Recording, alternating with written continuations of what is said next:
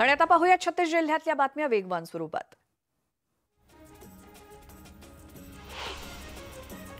शासकीय वन जमिनीवरील अतिक्रमण हटवण्याकरता गेलेल्या वन विभागाच्या पथकावरती हल्ला केल्याची घटना भंडाऱ्याच्या तुमसर तालुक्यातल्या गोंडेटोला इथे घडली आणि यावेळी वाहनावरती पेट्रोल टाकून जाळण्याचा देखील प्रयत्न झाला। या प्रकरणी 10 ते 15 जणांविरोधात गुन्हे दाखल करण्यात आले। वाशिम जिल्ह्यातील शेती पंपाच्या कामासाठी ऊर्जा मंत्री देवेंद्र फडणवीसांनी 80 कोटींची प्रशासकीय मान्यता दिली आहे। त्यामुळे अनेक शेतकऱ्यांच्या सिंचनाचा प्रश्न निकाली निघणार आहे। संभाजीनगरमधील वाळूज औद्योगिक नगरीतील संकज ऑटो कंपोनंट्स कंपनीतील ट्रे जाळ्यांची चोरी करून फरार झालेल्या आरोपींना पोलिसांनी गजाआड केलाय। आरोपींकडून 54,000चा मुद्देमाल जप्त केलाय। वाशिममध्ये अवकाळी पाऊस आणि गारपिटीमुळे 5,000 हेक्टरपेक्षा अधिक क्षेत्रावरचा गहू, हरभरा, कांदा, भाजीपाला पिकांसह लिंब आणि डाळिंबाच्या फळबागांचं मोठ्या प्रमाणात नुकसान झालंय। गेल्या 4 दिवसात जिल्ह्यातील 3,600 हेक्टर क्षेत्रातील पीक नुकसानीचे पंचनामे पूर्ण झालेत आणि उर्वरित पंचनामे आज पूर्ण करण्यात येऊन नुकसानीचा अहवाल सरकारकडे पाठवण्यात येणार असल्याचं कृषी विभागाकडून सांगण्यात आलंय। राज्य परिवहन महामंडळाच्या धुळे विभागासाठी परिवहन महामंडळानं नवीन 100 इलेक्ट्रिक एसटी बसेस देण्याची घोषणा केली होती। मात्र 2 महिने उलटूनही अद्याप धुळ्याला नवीन एसटी बसेसची प्रतीक्षाच आहे। तर धुळे परिवहन विभागातील बसेसची मोठी दुरवस्था झाली आहे आणि आगारातील बहुतांश बसेस या कालबाह्य झालेल्या आहेत। त्यामुळे उर्वरित बस गाड्यांवरती जेमतेम बस फेऱ्या सुरू आहेत आणि अपुऱ्या बस गाड्यांमुळे प्रवाशांचे हाल होत आहेत। धुळे जिल्ह्यातील 15,000 शेतकऱ्यांना अवकाळी पावसाचा फटका बसला आणि सुमारे 5,000 हेक्टरपेक्षा अधिक क्षेत्रावरील पिकांचं नुकसान झालंय। नुकसानीचे पंचनामे करण्याचं काम सुरू आहे। प्रत्यक्षात मदत कधी मिळणार असा प्रश्न आता शेतकऱ्यांना पडलाय। पुणे मुंबई द्रुतगती मार्गावरती उर्से टोल नाक्यावरती शिरगाव परंदवाडी पोलिसांची मोठी कारवाई सुरू आहे। पोलिसांनी गोमांस वाहतूक करणारा टेम्पो पकडला आणि या टेम्पोमध्ये 5 टन गोमांस होतं। हा टेम्पो सांगलीवरून मुंबईकडे येत होता। मावळातील वनपरिक्षेत्र शिरोता अंतर्गत घनदाट अरण्यामध्ये वाढत्या उन्हाच्या झळा वन्यजीवांना बसू लागल्यात आणि पाण्याच्या शोधामध्ये वन्यजीव गावातल्या वेशीवरती प्रवेश करू लागलेत। त्या अनुषंगाने वन्यजीवांसाठी वन विभागाने जंगलातील प्राण्यांच्या अधिवासात जागोजागी पाणवठा बनवण्याचं काम युद्धपातळीवरती सुरू केलंय। मावळामध्ये रायगडच्या धर्तीवरती भव्य शिवस्मारकाचं लोकार्पण संपन्न झालंय। लोकवर्गणीतून 15 ते 17 लाख रुपये खर्च करून छत्रपती शिवाजी महाराजांची मेघडंबरी उभारण्यात आली आणि हा लोकार्पण सोहळा पाहण्यासाठी नागरिकांनी गर्दी केली होती। सोलापूर रेल्वे विभागामध्ये 4 दिवसांचा ट्रॅफिक ब्लॉक हा घोषित करण्यात येणार आहे आणि त्यामुळे सोलापूर विभागातून धावणाऱ्या अनेक गाड्या रद्द करण्यात आल्यात आणि काही गाड्यांचे मार्ग बदलण्यात आलेत। संभाजीनगरामध्ये छत्रपती संभाजीनगरमध्ये मालमत्ता कर थकवणाऱ्यांविरोधात महानगरपालिकेनं धडक कारवाई केली आणि पालिकेनं कर थकवणाऱ्यांचं नळ कनेक्शन तोडलंय तर अनेकांची मालमत्ता सील केली आहे। छत्रपती संभाजीनगर महापालिकेच्या मुख्यालयात शिरलेल्या चोरट्यानं मुख्यालयाच्या छतावरून 1,51,665 रुपये किमतीचे एसीचं साहित्य चोरून पळ काढला आणि ही घटना 8 मार्च रोजी मध्यरात्रीच्या सुमारास घडली आणि या प्रकरणी सिटी चौक पोलीस ठाण्यामध्ये गुन्हा दाखल झालाय। भंडाऱ्यात शेतातून दूध घेऊन घराकडे जाणाऱ्या प्रदीप धांडे या तरुणाची हत्या करण्यात आली आणि या हत्येप्रकरणी एका आरोपीला पोलिसांनी अटक केली। संभाजीनगरमध्ये वाळूज परिसरातील जोगेश्वरी शिवारात पेट्रोल पंपाच्या समोर बेवारस अवस्थेमध्ये कार आढळली आणि त्यानंतर बॉम्बशोधक पथकानं कारची पाहणी केली। कारमध्ये कोणतीही विस्फोटकं आढळून आली नाहीत। मात्र ही कार कोणाची याचा पोलिसांकडून तपास सुरू आहे। धुळे शहराजवळच्या वन विभागाच्या जंगल क्षेत्राला अचानक आग लागली आणि जंगलामध्ये मोर, हरिण, ससे, बिबटे असे प्राणी मोठ्या संख्येने असल्यामुळे त्यांच्या जीवाला धोका निर्माण झालाय आणि ही आग आता नियंत्रणात आली असून आगीचं कारण मात्र अस्पष्ट आहे। रत्नागिरी जिल्ह्यातील मुरुड समुद्र किनाऱ्यावरून ऑलिव्ह रिडले जातीची समुद्री कासवांची 75 पिल्लं समुद्राकडे रवाना झाली आहेत आणि वन विभागाच्या माध्यमातून या कासवांची अंडी संवर्धित केली जातात। पैठण तालुक्यातील ढोरकीन येथील हजरत राजा बागस्वार यांच्या उर्सानिमित्तानं भव्य कुस्ती सोहळ्याचं आयोजन करण्यात आलं होतं। यावेळी विजयी मल्ल जगदीश राजपूत यांना चांदीची राजकेसरी गदा आणि रोख रक्कम 21,000 रुपये पालकमंत्री संदीपान भुमरे यांच्या हस्ते देण्यात आलं। छत्रपती संभाजीनगरमध्ये मागील काही दिवसांपासून कोरोना रुग्णांची संख्या वाढू लागली आणि त्याचा 4 महिन्यांनंतर एका 65 वर्षीय कोरोनाग्रस्त महिलेचा मृत्यू झाला। या महिलेवरती घाटी रुग्णालयात उपचार सुरू होते। राज्याच्या अर्थसंकल्पीय अधिवेशनाचा आज शेवटचा दिवस आहे. अनेक मुद्द्यांवरून विरोधक आक्रमक होण्याची शक्यता आहे. अंतिम आठवडा प्रस्तावावरती कायदा आणि सुव्यवस्था यावरून सरकारवरती मोठ्या प्रमाणात टीका करण्यात आली आणि त्याला उपमुख्यमंत्री देवेंद्र फडणवीस यांच्याकडून उत्तर दिलं जाईल. दिल्लीतल्या काँग्रेस मुख्यालयामध्ये राहुल गांधी यांची पत्रकार परिषद होणार आहे. खासदारकी रद्द झाल्यानंतर राहुल गांधी यांनी देशासाठी लढतोय, कोणतीही किंमत चुकवण्याची तयारी असल्याचं ट्विट केलं होतं. त्यामुळे आज ते काय बोलणार याकडे सगळ्यांचं लक्ष लागलंय. राज्यभर भाजपकडून राहुल गांधींविरोधात आंदोलन केलं जाणार आहे आणि राहुल गांधींनी भारताला तसंच ओबीसी समाजाला बदनाम केलं असं म्हणत राहुल गांधी यांनी माफी मागावी यासाठी भाजपकडून आंदोलन केलं जाणार आहे. विधान भवन परिसरातही भाजप आणि शिवसेनेकडून आंदोलन केलं जाईल. राहुल गांधी यांची खासदारकी रद्द झाल्यानंतर काँग्रेसचे पदाधिकारी आक्रमक झालेत आणि आज राज्यात विविध ठिकाणी काँग्रेसच्या वतीनं आंदोलन केलं जाणार आहे. त्याचसोबत काँग्रेस आमदार विधान भवनात काळी फीत बांधून कामकाजामध्ये सहभागी होतील.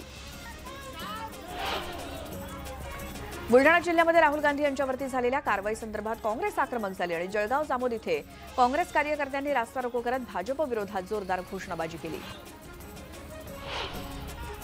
अमरावतीतल्या राजकमल चौकामध्ये काँग्रेसकडून मोदी शहांविरोधात घोषणाबाजी झाली आणि यावेळी काँग्रेसच्या महिला पदाधिकारी देखील सहभागी झाल्या होत्या. भाजप सरकार लोकशाहीची हत्या करत असल्याचा आरोप काँग्रेसकडून करण्यात आला. राहुल गांधींची खासदारकी रद्द केल्यानं ठाकरे गटाचे नेते चंद्रकांत खैरे यांनी संताप व्यक्त केला आणि संपूर्ण देशात अराजकता निर्माण करण्याचं काम भाजप करत असल्याचा आरोप त्यांनी केला. परदेशात जाऊन देशाची बदनामी करणाऱ्या राहुल गांधींवरती कसाबप्रमाणे देशद्रोहाचा गुन्हा दाखल करावा अशी मागणी भाजप आमदार नितेश राणेंनी केली. तर राहुल गांधींना पाकिस्तानात पाठवा असं म्हणत त्यांनी संताप व्यक्त केला. संजय राऊत आणि विनायक राऊत मालेगावात मुक्कामी आहेत. रविवारी उद्धव ठाकरेंच्या होणाऱ्या सभेच्या आयोजनासाठी त्यांनी मालेगावामध्ये तळ ठोकलाय. या ठिकाणी ते बैठका घेणार असून सभास्थळाची पाहणी करणार आहेत.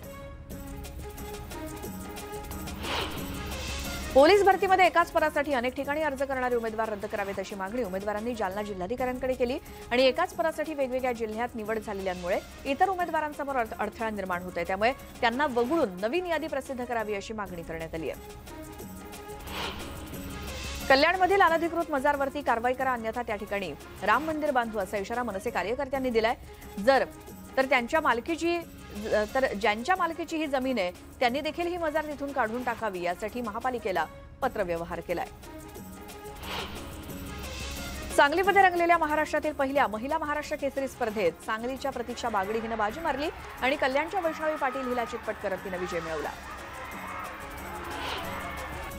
तर पहिल्या महिला महाराष्ट्र केसरीची उपविजेती कल्याणची कुस्तीपटू वैष्णवी पाटील ठरली आणि तिच्या कामगिरीनं तिच्या तालमीत आनंदोत्सव साजरा करण्यात आला.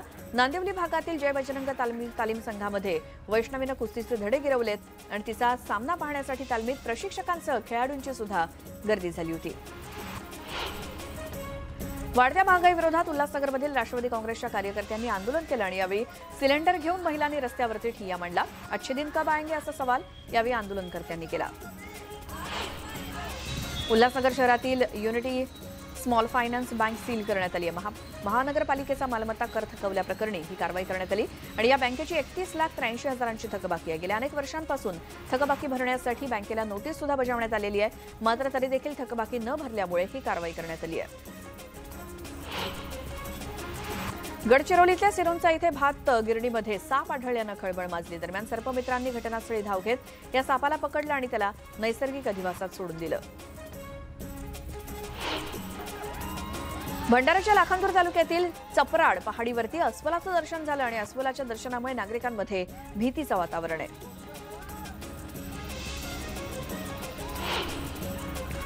वाशिमच्या पाटणी चौकातील सराफा दुकानाला भीषण आग लागली. यात दुकानातील लाखो रुपयांचं साहित्य जळून खाक झालंय आणि तब्बल 3 तासांनी ही आग नियंत्रणात आली असून आग लागण्याचं कारण अद्याप अस्पष्ट आहे. सुप्रसिद्ध गायक सोनू निगम यांच्या वडिलांच्या घरी 22 मार्चला 72 लाखांची चोरी झाली होती आणि या प्रकरणी पोलिसांनी आरोपीला कोल्हापुरातून अटक केली.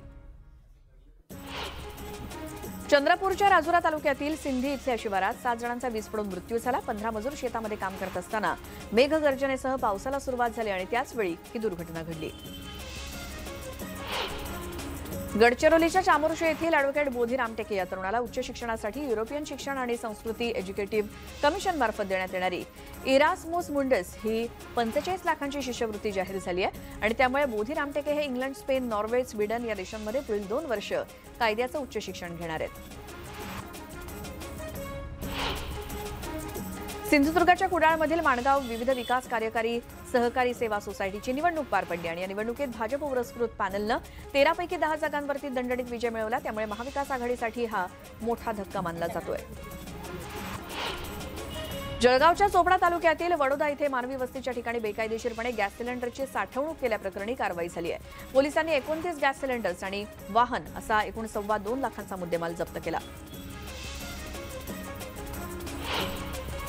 रमजान सणानिमित्तानं एपीएमसी बाजारपेठेत फळांची उलाढाल वाढली असून बाजारपेठा ग्राहकांनी फुलल्या आहेत. रोजा सोडण्यासाठी मुस्लिम बांधव मोठ्या प्रमाणात फळांची खरेदी करतायत आणि सर्व फळांमध्ये कलिंगडाची जास्त आवक झाली असून खरबूज, आंबा, पपई आणि कलिंगडाला मोठी मागणी आहे. तर रमजान निमित्तानं फळं आणि इतर खाद्यांसोबतच खजूर मोठ्या प्रमाणात खाल्ले जातात. त्यामुळे एपीएमसी बाजारात खजुराला मोठी मागणी असून रोज 20 ते 25 टन खजूर दाखल होत आहेत. उत्तम प्रतीच्या खजुराला प्रति किलो 2,500 दर मिळतोय. नवी मुंबईमध्ये युनोसायकल आणि ई बाईक्स प्रकल्पाला चांगला प्रतिसाद मिळतोय. मात्र काही जण स्टँड असलेल्या ठिकाणी ई बाईक पार्क न करता कुठेही बाईक पार्क करतात आणि अशा वाहनधारकांना आता 200 रुपयांचा दंड आकारून रजिस्टर नंबर देखील रद्द केला जाणार आहे. खारकोपर ते उरण रेल्वे मार्गावरील रांजणपाडा स्थानकाला धुतुम असं नाव द्या या मागणीसाठी धुतुमच्या ग्रामस्थांनी मोर्चा काढला आणि रेल्वे स्थानकांना स्थानिक आणि महसूल गावाच्या हद्दीऐवजी इतर गावांचीच नावं दिली गेल्यामुळे ग्रामस्थ आक्रमक झाले. पिंपरी चिंचवडकरांची तहान भागवणाऱ्या मावळातील पवना धरणात केवळ 48.93% इतकाच पाणीसाठा शिल्लक आहे आणि त्यामुळे पाण्याचा जपून वापर करण्याचं आवाहन पाटबंधारे विभागानं केलंय. मार्च महिना आता संपत आला असून सर्व शासकीय कार्यालयातील निविदात त्यांची देयकं काढणं, प्रलंबित कामं संपवण्याची लगबग सुरू झाली आहे. शासकीय कार्यालयांना देण्यात आलेल्या अनुदानातील निधीचा वापर किती झाला, त्याच्या माध्यमातून किती कामं पूर्ण झाली, तसंच प्रलंबित कामं पूर्ण करण्यावरती भर देण्याच्या सूचना देण्यात आल्या आहेत. पुण्यामध्ये फेब्रुवारी महिन्यात 14,284 घरांची विक्री झाली आणि गेल्या महिन्यात एकूण 8,896 कोटी रुपयांच्या मालमत्तांची नोंदणी झाली असून यात परवडणाऱ्या घरांची संख्या सर्वाधिक 46% इतकी आहे. पुणे महापालिका हद्दीमध्ये समाविष्ट झालेल्या 34 गावांमध्ये विविध विकास योजना राबवण्यात येणार आहेत. सुविधा उभारण्यासाठी आगामी अंदाजपत्रकात भरीव तरतूद करण्यात आली आहे. राज्यामध्ये एसटीच्या महिला सन्मान योजनेला मोठा प्रतिसाद मिळतोय. तिकिटात 50% सवलत जाहीर झाल्यानंतर एकट्या पुणे विभागात आठवडाभरात 3 लाख महिला प्रवाशांनी या योजनेचा लाभ घेतला आणि त्यामुळे एसटीला 89 लाखांचं उत्पन्न मिळालंय.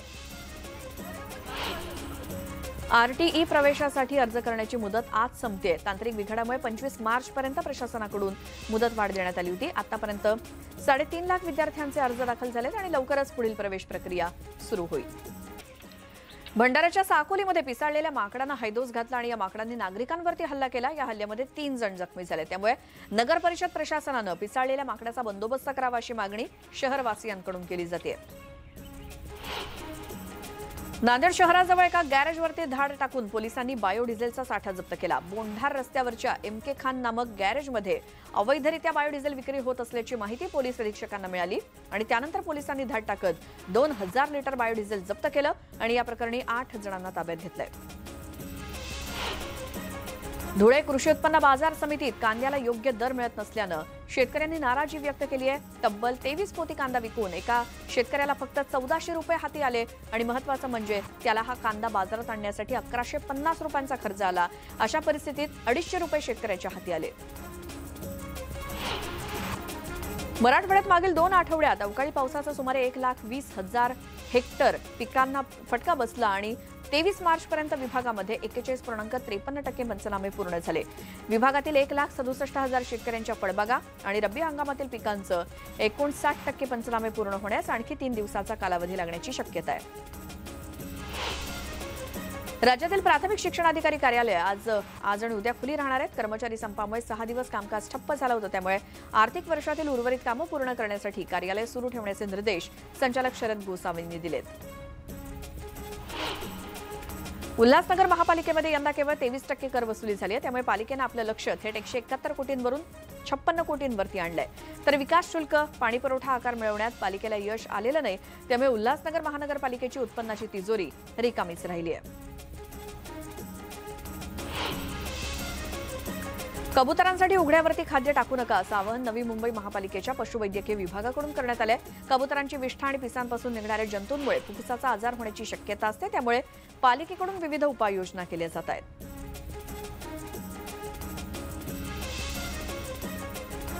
मुंबईतले 2,500 क्षयरोगग्रस्त रुग्णांची महानगरपालिकेकडून जीनोम सिक्वेन्सिंग टेस्ट केली जाणार आहे. रुग्णांना अधिक चांगले उपचार आणि दर्जेदार औषधं मिळावीत यासाठी 17 औषधांची चाचणी करण्यात आली आहे.